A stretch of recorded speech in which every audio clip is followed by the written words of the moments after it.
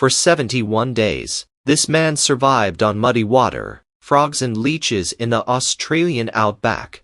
Out there, everyone assumed he was dead, until the body they'd ridden off suddenly moved. When two stockmen drove up to a lonely cattle dam, they weren't expecting to see anyone alive. Near the water, they saw a figure in the mud, skin burned, hair falling out, clothes hanging off a body that looked like it hadn't eaten in weeks. One of them was about to drive past, when that lifeless man raised his arm. He had no tent, no phone, no pack. Just a hole in the dirt, a muddy dam, and whatever insects, frogs and leeches he could pull from it. This is the true story of Ricky Megee, and the 3 brutal decisions that kept him alive for 71 days. In January 2006, Ricky left Queensland in a silver Mitsubishi Pajero, chasing work and a fresh start in Western Australia. The outback didn't feel dangerous, just empty. In his version of events, somewhere along that long, lonely highway, he picked up 3 hitchhikers near the Queensland Northern Territory border. They drove, they talked, he accepted a drink. The next thing he clearly remembers is nothing. No struggle, no crash he can recall, just a blank. He wakes up on his back, under a sheet of black plastic. Later, police would find his Pajero abandoned and damaged on cattle station land. His cards had been used, something happened out there. But what happened after he woke up is brutally clear. He opens his eyes to a whiteout sky. He's lying in a shallow ditch, partly covered with black plastic. His shoes are gone, his belt's gone, his shirt is gone, his jeans hang loose on him. Imagine opening your eyes like that, no memory of how you got there, and no idea where there even is. His mouth feels completely dried out, his head pounds. When he tries to stand, his vision tunnels and he almost passes out. There's no car, no road, no tire tracks. Just red dirt, low scrub, and a wall of heat. No water, no food, no phone. And the sun is climbing. He starts to walk. No plan, no direction, just one animal instinct: move, or bake where you are. He staggers through spinifex and rocks in brutal heat, chased by flies and ants, until his body finally gives up. He collapses in the thin shade of a tree and thinks, very calmly, this is probably where I die. It should have ended there. But something is already circling him. When he wakes again, he's not alone. A ring of wild dogs, maybe dingoes, maybe feral, has closed in around him. They're close enough for him to see the dust on their coats, hear their breathing. He can barely move. Fighting isn't an option, so he does the only thing he can. He shouts, waves his arms, tries to look as big and unpredictable as possible. For now, it works. The dogs back off a few meters, watching. That jolt of fear drags him upright. One thought cuts through everything else. If I don't find water, I'm finished in hours. He climbs a small rise and scans the horizon. Mostly it's just emptiness, scrub, dust, shimmering heat. But off in the distance, there's a darker smear of green, a shallow dip in the land. Out here, that usually means only one thing. He stumbles toward it. He has no idea yet that this muddy hole is going to be his home, his pantry, and almost his grave, for the next 71 days. The darker patch turns into a cattle dam, a man-made pond scraped out of the earth. At the bottom sits a pool of brown water, ringed with hoof marks and mud. To anyone else, it looks filthy. To Ricky, it looks like life. He falls to his knees and drinks. Odd, algae, animal smell. The first mouthful hurts his cracked throat. The second is easier. By the third, his thoughts start to clear. He's on cattle station land. Somewhere, maybe 10, maybe 50 kilometers away, there are people. But out here, walking blind in that heat with no hat, and no way to carry water is almost suicide. There's a brutal rule in desert survival. If you have water, you don't leave it without a very good reason. Ricky doesn't know the textbook, but he makes the same call. He decides to stay. That's brutal decision number 1. If he's wrong, this dam becomes his grave. Using his hands, scraps of wood and that same black plastic he woke up under. He scrapes a shallow trench into the dam wall. It's not much more like a foxhole than a shelter, but he throws branches and plastic over the top to steal a little shade.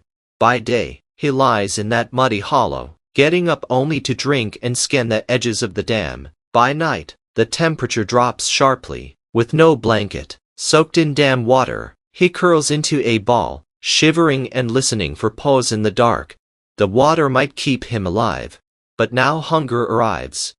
He has no food, no fishing line, no fire, just a shallow, murky pond, full of things that crawl, swim and squirm. He starts with frogs. In the shallows, he spots them hiding in the mud. At first, the thought of eating one raw makes him gag, but his body doesn't care about disgust, it cares about energy. He wades slowly, feeling with his toes and hands, until he pins a frog or scoops up a handful of tadpoles. He swallows them whole, washing them down with dam water. Then he notices the leeches.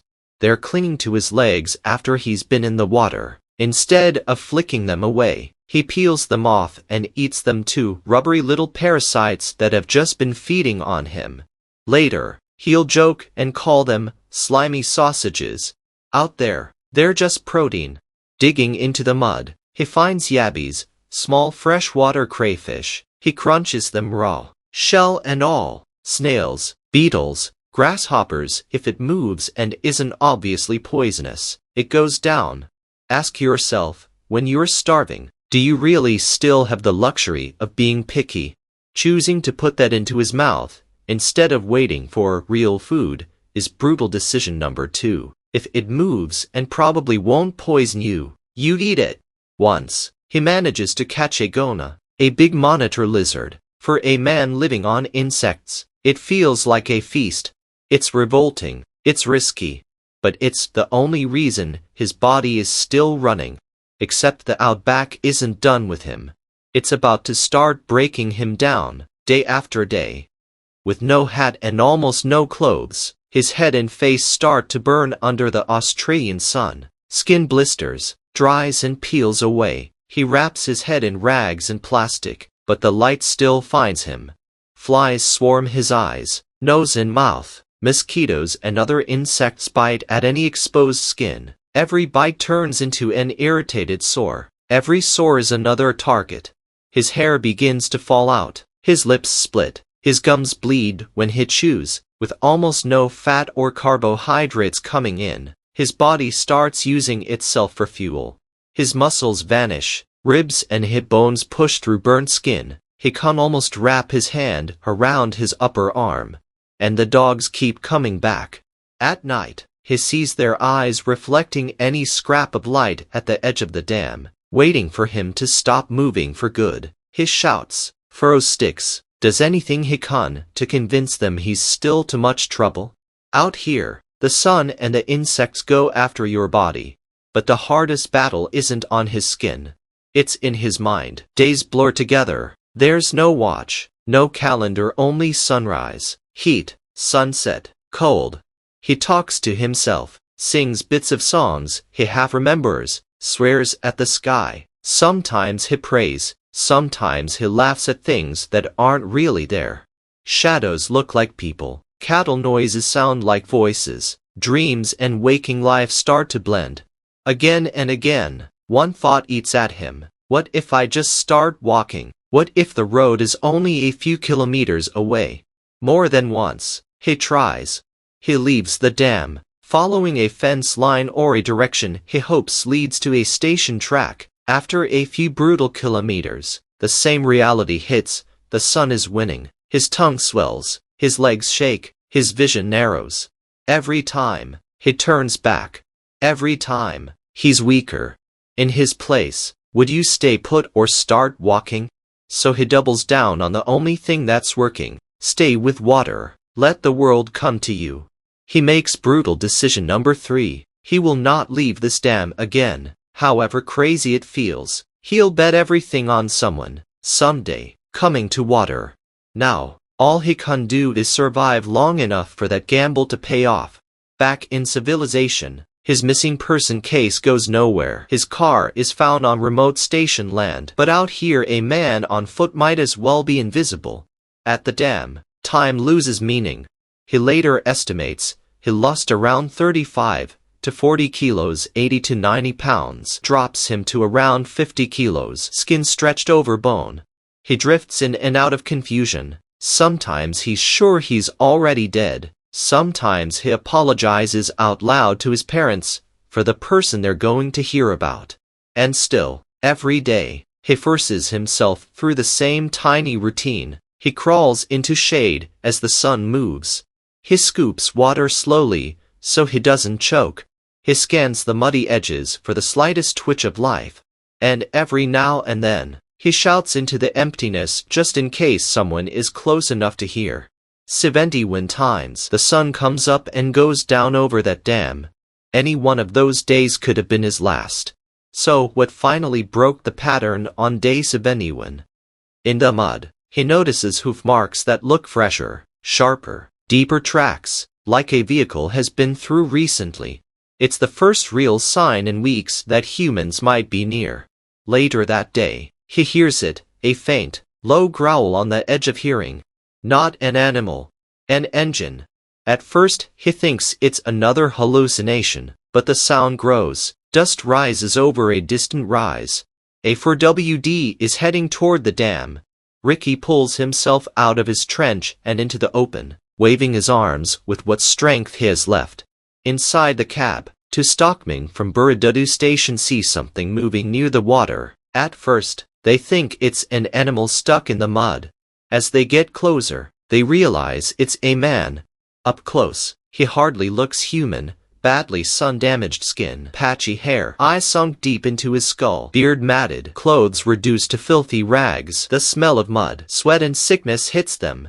For a second, they're not sure if he's still with them. Then the man they thought was being helped turns his head. They move fast but carefully, tiny sips of water. They know a starving body can react badly if you overload it. Small bites of food. Then they lift him into the 4WD. The gamble he made on that muddy hole 71 days earlier has just paid off. From the station, Ricky is airlifted to Royal Darwin Hospital.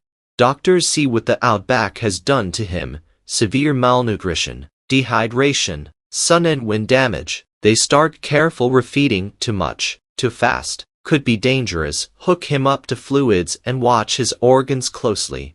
Outside the hospital, his story explodes across Australia.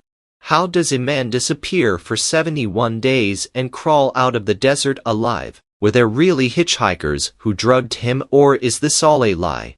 Police dig into his story. They confirm some pieces: the abandoned Piero on station land, the missing bank cards, signs of theft, but they never fully prove or disprove what happened on that highway. One thing, isn't in doubt. Doctors who treated him in Darwin agree on one point: you don't get into that condition in a couple of days. Whatever happened before he woke up under that sheet of plastic, he spent a very long time alone, surviving on almost nothing, in the Outback. In 2010, Ricky publishes a memoir, Left for Dead in the Outback, laying out his side in detail: the frogs and leeches, the freezing nights and burning days, the mental tricks he used not to simply stop fighting. Eventually he builds a quieter life, far away from that dam. But the way he survived out there is a stripped-back lesson in what actually keeps a human alive. At the start, I told you this story came down to 3 brutal decisions. Here's what they were and why they mattered. Brutal decision 1. He anchored himself to water. The moment he found that cattle dam, he refused to gamble on a blind walk through extreme heat. In dry country, water is life. Staying put didn't guarantee rescue, but it stopped thirst from killing him in hours. Brutal decision 2. He ate what his body needed, not what his mind wanted. Raw frogs, tadpoles, leeches, insects, lizards, things that would make most people gag, became his menu. A few disgusting calories are infinitely better than zero. That thin trickle of protein slowed his collapse just enough. Brutal decision 3. he stayed put and acted like rescue was coming. Every panicked instinct told him to start walking and keep walking. Instead, he forced himself to build a tiny routine around that dam: shade, water, food, scanning the horizon, and to bet that someone would eventually check the water. When the stockmen finally rolled up in there for WD, he was still alive enough to stand and wave because, for 71 days, he behaved as if that exact moment might happen. Between the moment Ricky Megee woke under a sheet of plastic in a shallow ditch, and the moment A for WD rolled up to that lonely dam, 71 sunrises and 71 sunsets passed. Any one of them could have been his last. He didn't make it out because of gadgets, gear, or movie-style heroics. He made it out because he found water and refused to leave it. Ate whatever that muddy dam would give him. And, day after a filthy, hungry day, refused to lie down and let the Outback finish what someone else started. If this story made you rethink what you'd actually do and what you'd actually eat to stay alive, hit like. It tells me to keep digging up more true survival cases like this. And, if you want more real stories of people pushed right to the edge in deserts, oceans, jungles, and mountains, consider subscribing. There are many more journeys like this waiting to be told.